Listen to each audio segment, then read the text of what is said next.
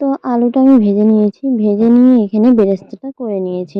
তো এখানে আমি এই বেরেস্তার তেলে তেজপাতা, এলাচ, দারচিনি দিয়ে দিলাম আর জিরে সম্বারা দিলাম। দিয়ে এখানে পেঁয়াজ রসুনটা দিয়ে দিলাম। দিয়ে স্বাদ মতো একটু লবণ আর একটু হলুদ দিয়ে দিলাম।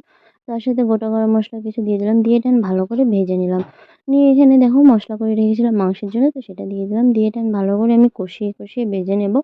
কারণ পেঁয়াজগুলো নাহলে গোটা, গোটা থাকবে আর মসলাটা যত ভাজা হবে তত গন্ধটা চলে যাবে। আর এখানে দিয়ে দিলাম পরিমাণ মতো নুন, স্বাদ মতো নুন আর পরিমাণ মতো হলুদ। দিয়ে এখানে ভালো করে একটু জল দিয়ে দিলাম। দিয়ে এখন এটা ভালো করে সেদ্ধ করে নেব। মানে মসলাটা যদি সেদ্ধ না করে নিই তাহলে নাকি টেস্ট আসবে না। আর মসলার কাঁচা, কাঁচা গন্ধ করবে। তো আমি ঢাকা দিয়ে দিলাম।